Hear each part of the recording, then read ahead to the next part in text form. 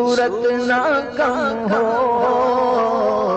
ایک ماں کا اکلوتا بیٹا تھا، اور اکلوتا بیٹا عموماً بڑی ہی آنکھوں کا تارا ہوتا ہے اور امیدوں کا مرکز بھی ہوتا ہے، تو بڑی ہی جاں فشانی کے ساتھ، مشقتوں کے ساتھ، تکلیفوں کے ساتھ ماں نے اپنے اس اکلوتے بیٹے کی پرورش کی، اسے تعلیم و تربیت سے اپنے طریقے کے مطابق آراستہ کیا۔ بیٹا بڑا ہو گیا، اعلیٰ تعلیمی یافتہ بھی ہو گیا ان کے نزدیک۔ ماں کی خوشی کی انتہا نہ تھی کہ اس کا بیٹا بڑا ہو گیا، جوان ہو گیا، جو یہ چاہتی تھی اس کے حساب سے اس نے تعلیم بھی حاصل کر لی۔ ایک دن ماں نے خوشی سے بھیگے ہوئے ایک لہجے میں اپنے بیٹے سے کہا کہ بیٹا اب تو تم بڑے ہو گئے ہو، جس انداز سے میں نے تمہاری پرورش کی سب تمہارے سامنے ہے۔ میں نے بچپن میں ہی، ہمارے ایک رشتہ دار ہیں ان کے یہاں ایک لڑکی سے آپ کی بات، یعنی آپ کی شادی کے بارے میں زبان کی ہوئی تھی، اور آپ بھی جانتے ہیں ان کو، اور وہ لڑکی بھی جانتی ہے، وہ بھی برسوں آپ کا انتظار کرتی رہی۔ آپ کا کیا خیال ہے بیٹا کہ کیا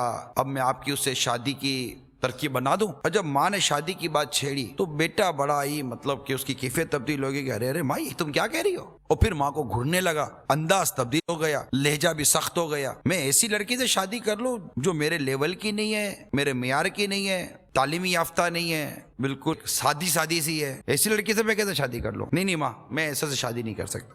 بیٹا ہم نے، ماں یہ تمہارا مسئلہ ہے، میرا مسئلہ نہیں ہے، میں ایسے شادی کیسے کر سکتا؟ میں اتنا پڑھا لکھا، تعلیمی یافتہ، یہ سب میرا ہے، تو میں ایسی لڑکی سے شادی نہیں کر سکتا۔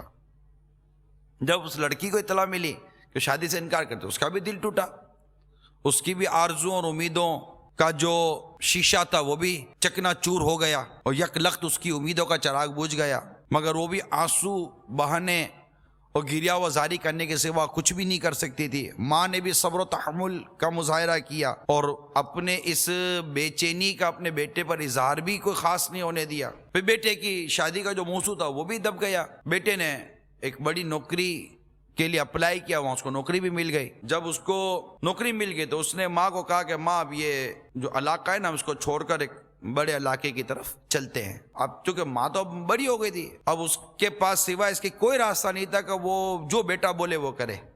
بیٹے کا انداز تبدیل ہو چکا تھا۔ خیر بہت خوبصورت سا گھر خریدا، اور نہ گھر خریدنے میں ماں سے مشورہ ہوا، یہاں تک کہ جب گھر کی رجسٹری ہونے لگی اور وہ لکھا جانے لگا تو پوچھا گیا کہ یہ گھر کس کے نام پر ہے، تو بیٹے نے کہا کہ یہ تو میرے نام پر گھر ہوگا، اور ماں کو اس نے اس معاملے میں بالکل لفٹ ہی نہیں کرائی۔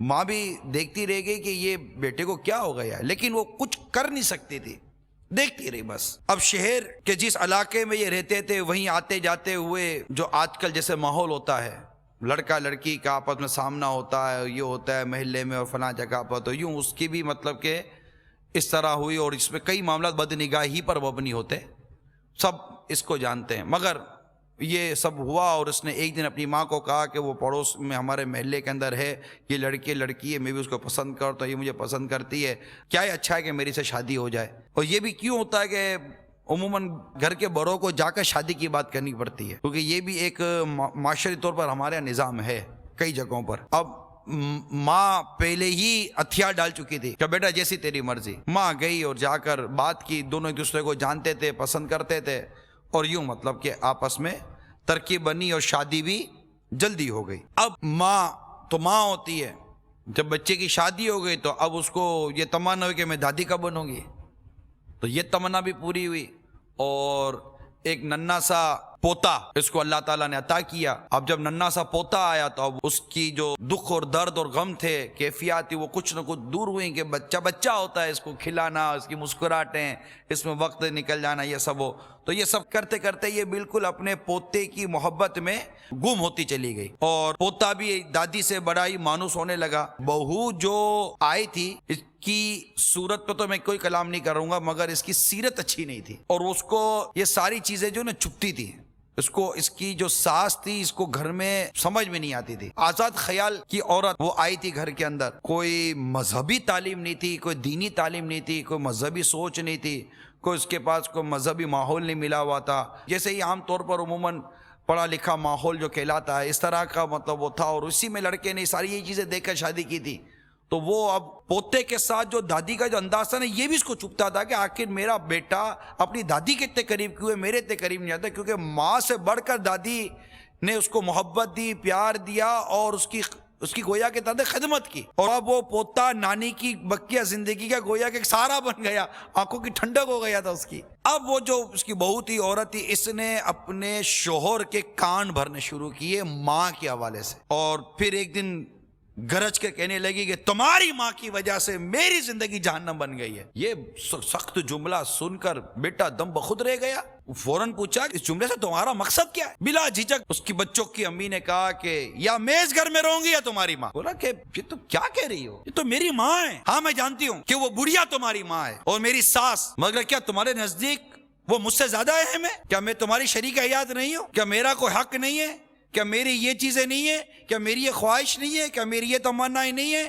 کیا یہ میری آرزویں نہیں ہیں؟ کیا یہ میرے خواب نہیں ہیں؟ تمہاری ماں کے ہوتے میرا کوئی خواب پورا نہیں ہو پا رہا، تمہاری ماں کے ہوتے ہوئے میرے کوئی چیز نہیں ہو رہی، نہ میں کہیں آ سکتی ہوں، نہ میں کہیں جا سکتی ہوں، نہ میں کسی سے بات کر سکتی ہوں، نہ میری یہ خواہش، نہ میری وہ خواہش، کچھ بھی پورا نہیں ہو رہا، تم ہو کہ کچھ کرتے نہیں ہو، تم ہو کہ کچھ بولتے نہیں ہو، یوں کر کے کہتے نا وہ ایک طوفان کھڑا کر دیا۔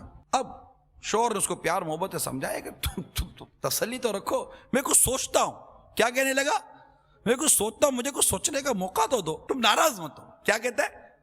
تم ناراض مت ہو، میں سوچتا ہوں۔ اب ماں کا چونکہ اس کی معمول تھا کہ وہ پوتے کے ساتھ گلی ملی رہتی تھی، اب اتنا مطلب کہ وہ جو بیٹا تھا اس کا بہک گیا، یا کہوں کہ گمراہ ہو گیا اس کی باتوں میں، کہ اس کا اپنی ماں کے ساتھ رویہ تبدیل ہو گیا۔ بہو کا تو ویسے ہی رویہ تبدیل تھا، اب بیٹے کا جب رویہ تبدیل ہوا اور بیٹے نے خشک انداز میں اور غیریت والے جب انداز میں ماں کے ساتھ اپنا برتاؤ کا آغاز کیا، تو اب ماں کو لگا جھٹکا کہ یہ بیٹھے بیٹھا کیا ہو گیا، میرا بیٹا مجھ سے غیروں والا سلوک کر رہا ہے، مجھے صحیح جواب نہیں دیتا، وہ معاملہ جو میرے ساتھ یہ آج تک کرتا رہا سب تبدیل ہو گیا۔ اب وہ اس کا نہ گھر میں دل لگے، کچھ ہو ہی نہیں سکے، یہاں تک کہ جو اس کا پوتا تھا وہ بھی اس سے دور کر دیا گیا، اور آہستہ آہستہ آہستہ آہستہ اس کی یہ جو ایک آرزو اور تمنا تھی وہ بھی اس سے چھنتی ہوئی اس کو نظر آئی۔ بڑی مطلب دل دکھا نا اس کی ماں کا، بڑا دل دکھا، بڑا صدمہ لگا، یہ کیا ہو گیا میرے ساتھ۔ اس کو اپنی ساری زندگی کی کوششیں، ساری زندگی کی مشقتیں، بیٹے کی ساری پرورش کے معاملہ سب یاد آ رہے تھے۔ اب چلو بیٹا جو مطلب شادی ہو گئی اور اس کی جو توجہ تقسیم ہوئی، اب ایک پوتا ملا تھا جس سے میری زندگی کے بقیہ دن میں اس طرح گزاری تھی، اب اس کو بھی مجھ سے دور کیا جا رہا تھا۔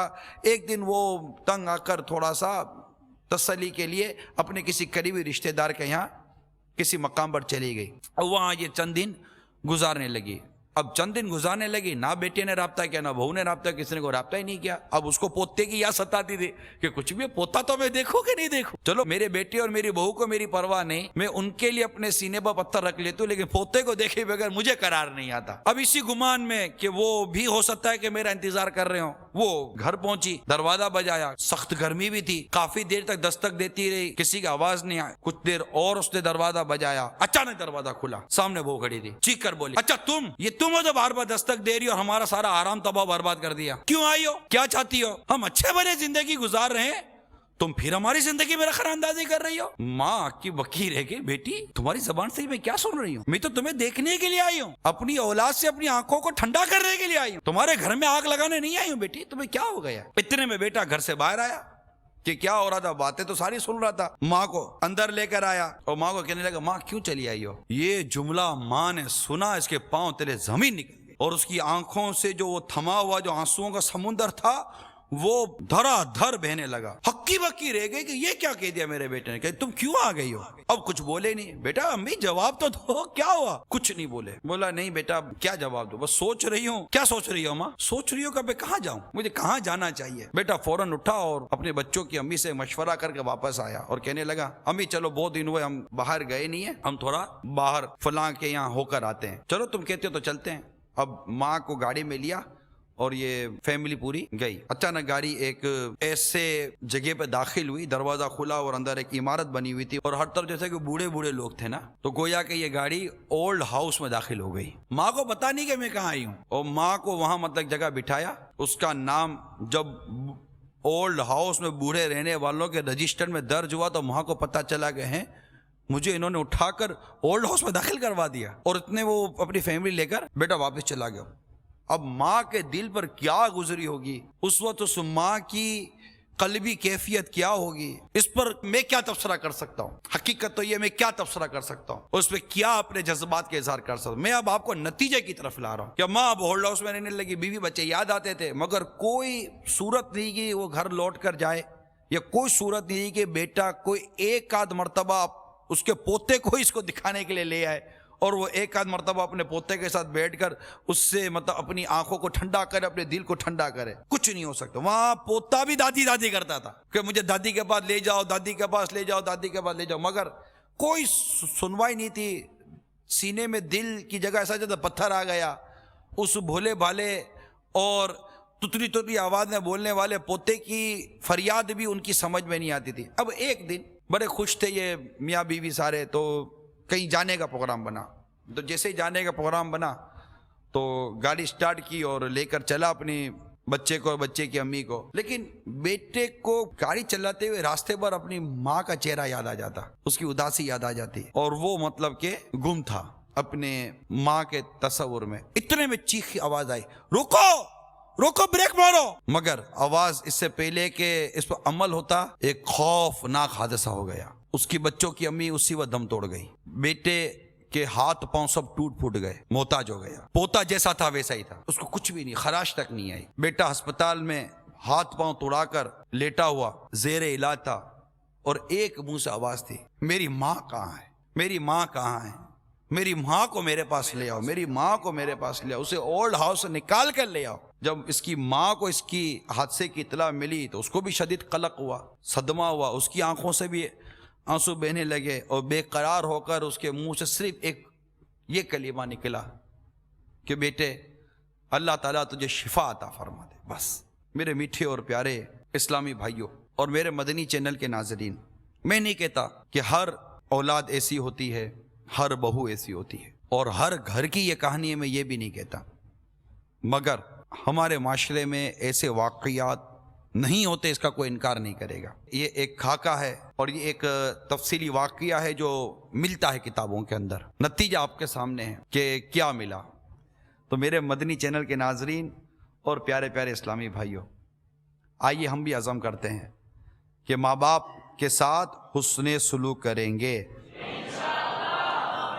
کہ حدیث شریف میں ہے جس کی خواہش ہو کہ اس کی عمر لمبی اور اس کے رزق میں اضافہ ہو تو اسے چاہیے کہ اپنے والدین کی اطاعت و فرما برداری اور صلہ رحمی کرے۔ میرے آثار کا صدقہ الہی،